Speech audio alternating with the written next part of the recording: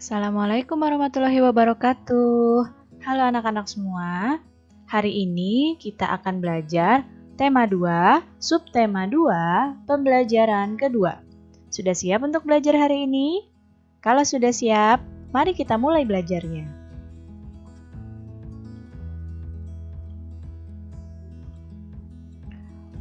Perhatikan di sini, Kakek Husin ini adalah salah satu pengidap asma.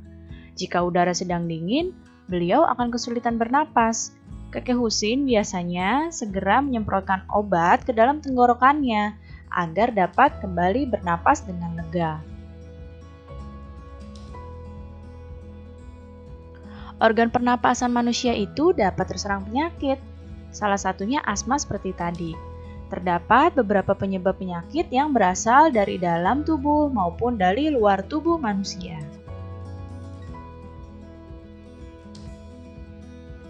Berikut beberapa penyakit pada sistem pernapasan manusia. Ada asma, kemudian flu, bronkitis, tonsilitis, dan pneumonia. Sebenarnya masih banyak lagi yang lainnya ya, cuma kali ini kita akan membahas penyakit-penyakit yang ini. Ya. Yang pertama adalah asma. Asma adalah penyumbatan saluran pernapasan yang disebabkan oleh alergi seperti debu, udara dingin, rambut, bulu, atau bisa juga karena kelelahan. Asma ini gejalanya dadanya terasa sesak, batuk, napas terasa berat, dan napasnya berbunyi. Pengobatan untuk asma dapat dilakukan dengan memberikan inhaler. Jadi, inhaler itu merupakan alat untuk memasukkan obat ke dalam saluran pernapasan secara langsung dengan dihisap melalui mulut. Nah, perhatikan di gambar di sini, ini adalah saluran napas yang normal. Sedangkan yang asma seperti ini. Lihat di sini ya, ini ada penyumbatan di saluran pernapasannya seperti ini. Makanya penderita asma napasnya akan terasa sesak jika sedang kambuh. Inhaler itu seperti apa? Inhaler bentuknya seperti ini, seperti yang tadi dipakai oleh Kakek Husin untuk menyemprotkan obatnya. Supaya obatnya ini bisa dihisap langsung masuk ke mulut dan tenggorokannya, ke saluran napasnya.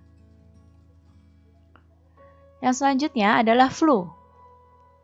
Flu ini adalah gangguan pernapasan yang disebabkan oleh virus. Nah, gejala utamanya itu sakit kepala, demam, hidung tersumbat oleh lendir, badan terasa letih, dan juga nafsu makan berkurang. Pengobatan flu ini dapat dilakukan dengan minum obat ya, sesuai dengan resep dokter, dan meningkatkan daya tahan tubuh dengan makanan-makanan bergizi. Berikutnya ada bronkitis. Bronkitis adalah infeksi atau peradangan saluran bronkus yang biasanya disebabkan oleh virus. Nah, gejala bronkitis adalah batuk berdahak, demam, dan sesak napas. Pengobatan bronkitis dilakukan dengan minum obat sesuai dengan resep dokter, istirahat yang cukup, serta mengkonsumsi makanan yang sehat dan bergizi. Perhatikan gambar di sini. Ini yang sebelah kiri adalah bronkus yang normal. Sedangkan yang sebelah kanan ini adalah bronkus yang terkena bronkitis. Bisa dilihat sini saluran napasnya terlihat lebih sempit sehingga menyebabkan sesak napas dan ada seperti lendirnya di sini ya. Selanjutnya ada tonsilitis. Tonsilitis adalah peradangan pada amandel atau tonsil yang disebabkan oleh virus atau bakteri. Gejalanya itu membesarnya tonsil itu menimbulkan rasa sakit.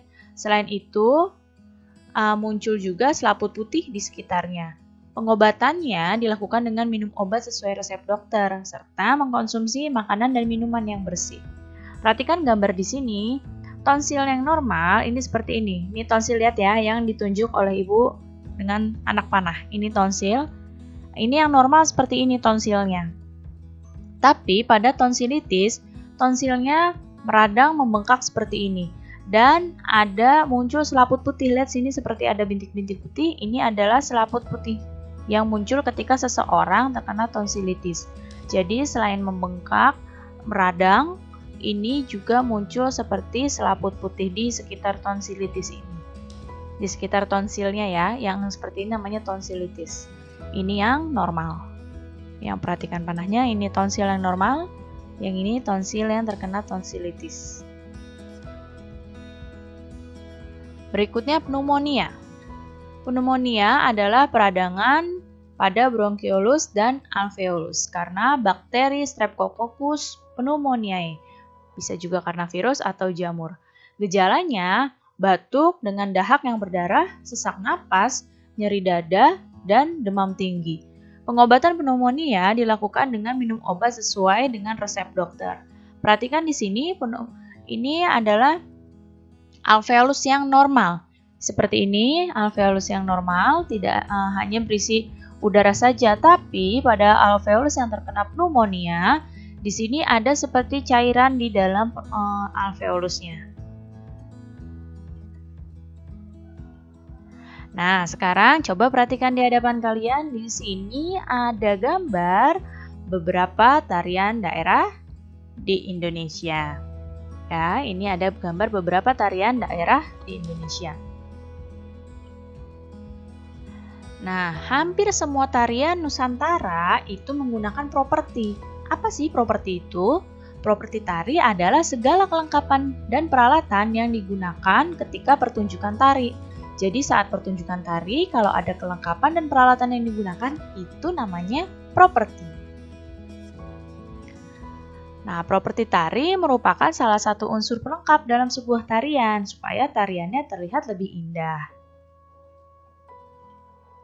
Apa sih fungsinya properti tari? Yang pertama, penari dapat menyampaikan ide dan makna gerakan tarian agar lebih mudah dipahami oleh penonton. Yang kedua, fungsinya properti tari adalah pelengkap busana tarian.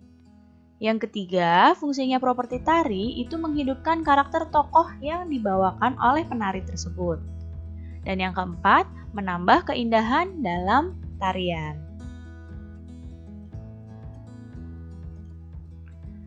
Ini adalah jenis properti tari. Ada properti jenis senjata dan ada properti jenis lainnya. Properti jenis senjata itu seperti pedang, keris, tombak, rencong, busur, anak panah, dan sebagainya. Tentu saja senjata yang digunakan sebagai properti tari itu bukan senjata sungguhan, tapi hanya senjata rekayasa. Ya, jadi bukan senjata sungguhan, hanya senjata yang digunakan sebagai properti untuk memperindah tarian-tarian tersebut. Dan kemudian ada properti jenis lainnya, seperti contohnya topeng, piring, selendang, payung, lilin, tongkat, dan sebagainya. Nah, perhatikan gambar di sini. Ini ada beberapa tarian. Ini ada tari topeng. Perhatikan di sini propertinya. Lihat anak panahnya ya. Ini propertinya adalah topeng. Di sini propertinya ada topeng dan juga ada selendang. Kemudian ini ada tari gambyong. Tari gambyong ini propertinya adalah selendang. Jadi untuk memperindah tariannya itu menggunakan selendang.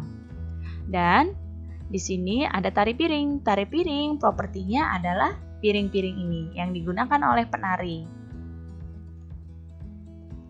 Baik, cukup sekian ya penjelasan Ibu pada pertemuan ini. Mudah-mudahan kalian dapat paham dan mengerti. Terima kasih anak-anak semua. Sampai jumpa lagi. Wassalamualaikum warahmatullahi wabarakatuh.